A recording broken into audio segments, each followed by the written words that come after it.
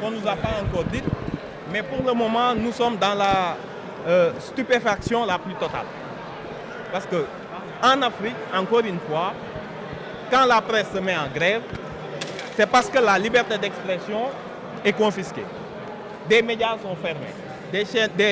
des signaux de TV coupés et des journalistes emprisonnés. Ici, on se met en grève parce qu'on refuse de payer l'impôt. C'est une nouveauté. Si tous les secteurs faisaient pareil, si tous les secteurs faisaient pareil, si tous les secteurs, que ce soit les cliniques privées, que ce soit les entreprises, refusaient de payer l'impôt et se mettaient en grève, ce n'est pas du tout très sérieux. Donc je pense que la presse a de sérieux problèmes. Ça, il faut l'admettre. Pendant longtemps, ils ont peut-être bâti un modèle qui n'est plus adapté à l'évolution technologique en cours, avec la diversification des sources, etc. Je pense qu'il faut bâtir un nouveau modèle qui peut garantir la pérennité du financement de la presse. Mais pas de cette façon, où il y a des conventions de complaisance, où il y a une politisation de beaucoup de maisons de presse. Il y a les chefs, les patrons de presse. On ne sait même pas d'ailleurs si c'est les journalistes ou les patrons de presse qui sont en grève. Parce que quand même, c'est curieux cette situation où les patrons de presse, qui sont pour la plupart des milliardaires, hein, il faut le dire, se mettent en grève pour ne pas avoir reversé les cotisations sociales dues à leurs salariés, qui sont les journalistes. Donc c'est une situation assez ubuesque. Mais en tout cas, nous sommes en mesure, nous sommes un peu fiers dans la mesure où cette presse n'a pas été bâillonnée, n'est pas sortie en grève parce que ses droits auraient été confisqués. Mais pour ce fondement-là, nous disons que, en tout cas, le Sénégal n'a pas un problème de liberté d'expression, n'a pas un problème de droits de l'homme. Il faut bien spécifier cette situation qui est assez unique et cocasse vue de l'extérieur, où des entreprises de presse se mettent en grève pour refuser de payer leurs obligations fiscales. Donc je pense qu'il y a des concertations nécessaires pour que le modèle actuel soit dépassé, parce que c'est un modèle qui, à mon avis, ne permettra pas d'avoir une presse libre. Une presse libre, c'est une presse qui est totalement indépendante financièrement, qui ne dépend plus de la volonté des politiques, notamment des conventions signées avec les ministères qui imposent parfois la une à cette presse-là. Donc je pense qu'il faut bâtir un nouveau modèle, il faut s'asseoir autour de la table et discuter, mais ne pas s'engager dans ce bras de fer ou ces chantages qui avaient cours dans d'autres temps, mais qui désormais sont totalement révolus. Waaw donc ñun li xew Sénégal daf ñoo xaw a jaaxal ci li waa presse bi ñu ëpp ci ñoom bokk ñu nangul leen ko ni tey duñu génn ndax li ñu xamoon ci Afrique mooy heure bu journaliste ne day grève c'est parce que dañoo tëj ay télé dañoo tëj ay journalistes dañ leen a dóor dañ leen a jaay doole dañ leen a gazé fii nag nee nañ ñoom dañuy dem grève ndax li nga xam ni mooy impôt bi ñu war ñoom ak impôt ak cotisation sociale yi ñu war a verser seen journalistes yi moom la ñu fayul yoreel bor état état ni la fayal nga ni damay dem grève loolu kenn mënu ko dégg kenn mënu ko nangu parce que yeneen secteur yëpp suñ ko defee kan mooy fayal journaliste bi retraite am kan mooy fayal journaliste am cotisation sociale am ñoom ñoo ko jël fan lañ ko dugal journalistes yi ñoo waroon grève contre le patron de presse ni leen suñuy cotisation sociale fu ngeen ko dugal parce que da ngeen ñu koo collecté dagguñu ko ci suñuy salaire ba pare damm ko ci seen i poste loolu moo jaaduwul mais loolu yëpp ba mu amee pour ñu xam ni dañoo war a dajalewaat nit ñi journalistes yi ak état ñu toog presse bi dafa nekk ci jafe-jafe ndax modèle bi mu doon fonctionner moom moo yegg si tey ci limitam loolu kese la au lieu ñu comprendre rek ko noonu ñu jéem a dugg ci chantage bi ñu xamoon xaaral gouvernement bu ñu joxul xaalis bu ñu signéelul convention ñu bind ci ñoom yu bon loolu moom régime bi du ko doxe nee na leen na ngeen ñëw ngeen toog ñu waxtaan bu ñu lijjantee cotisation sociale yeeg yooyu ba pare ñu toog nag waxtaanee un nouveau mode un nouveau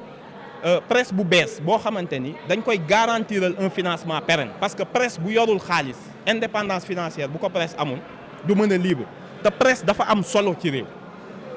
donc ñëwuñu état bi jógul régime bi ñëwul gouvernement bu président Ousmane Sonko président Bassirou Diomaye Faye jóguñu pour bâillonner la presse lu dul ni leen li ngeen fi yoroon te yéen a ko yor ci régime mu Macky Sall dem leen ngeen wax ak waa impôt ngeen xool nan ngeen di juboo ak ñoom loolu jarul grève parce que chantage bi du jàll ndax yeneen secteur yëpp bu ñu leen bàyyee ñu jàll yeneen secteur yëpp def ni ñoom daal ni ñun tamit suñ grévé du ñu fay mais cotisation sociale salarié bi moo ko moom ndax bu demee retraite loolu lañ koy fay léegi yow boo dammee sa poste retraite bi nga xam ni da nga ko koo dagg ci salaire am te versé woo ko ñëpp def noonu je pense réew du doxe noonu maintenant nag war nañ waxtaan ñun ñëpp ñu daje ndax presse lu am solo la ci réew démocratie mënul dem sans presse mais presse boo xam ni dañ ko marchandiser politiser ko mu nekk levier boo xam ni dafa am certains patrons yu koy utiliser pour seeni business loolu moom dafa war a jeex parce que journaliste bi bu libreul indépendant financière bu ko amul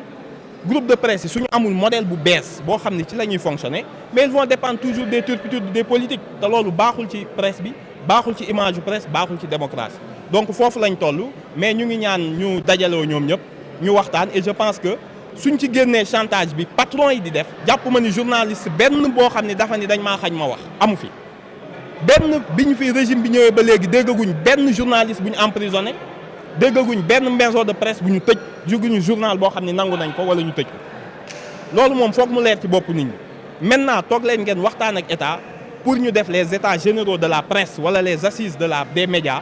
ñu trouver parce que médias yi bari na kenn xamul kan mooy kan bis bu nekk nga gis titre bu bees titre bu génnee une semaine jaay benn nit pendant une semaine dootoo ko gisaat régulation boobu dafa am parce que c'est un pilier de la démocratie kenn du bàyyi presse bi ñu koy salfaañe wala ñu ciy def ay marchandage wala ay chantage loolu dafa war a jeex c'est un cycle nag buy jeex xam nga cycle buy jeex ay nit toogoon ci ay privilèges toogoon ci benn confort intellectuel et financier nga xëy suba dindi ko dañuy mer dinañ jóg mais dans l'absolu la liberté d'expression kenn laalu journaux yëpp ku mu neex lu la neex ngay wax kenn tereegu ko ci benn télé kenn tereegu ko ci benn journal.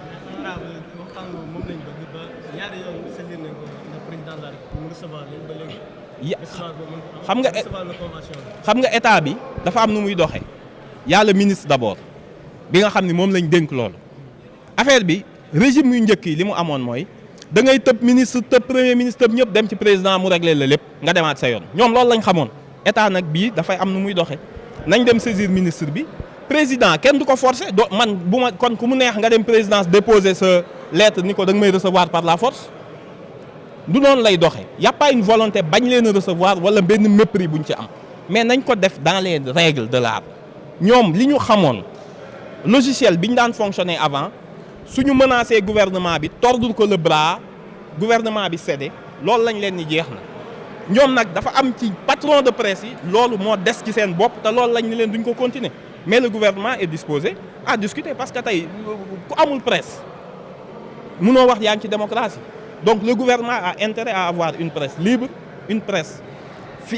boo xam ni fiabilité ak solidité financière am dootul dépendre ci desiderata politique dootul rek man da ngeen may neex bu ngeen bindee lu ma neex ma jox leen xaalis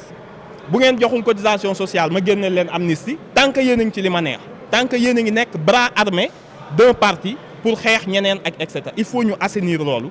mu nekk une presse responsable qui suit le gouvernement su defee lu jaaduwul mu wax ko loolu mooy dundal démocratie mais chantage bi moom na jeex.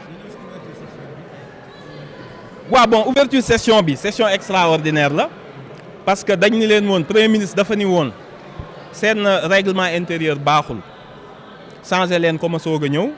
ñu ne ko prétexte ngay wut mais ñoom tey ñoo ñu woo ni ñu kaay leen moo ngi nii dossier baa ngi nii ñu changé règlement intérieur bi ndax li ngeen doon wax dëgg la donc tey li premier ministre doon wax dëgg la ndax l'objet de cette session extraordinaire bi ñuy def mooy pour changer effectivement le règlement intérieur pour se conformer à la restauration post premier ministre bi ñu delloo si donc ñu ngi xaar conférence président yi réunir tout à l'heure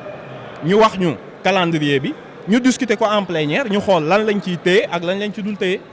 noonu la demee merci beaucoup. Merci.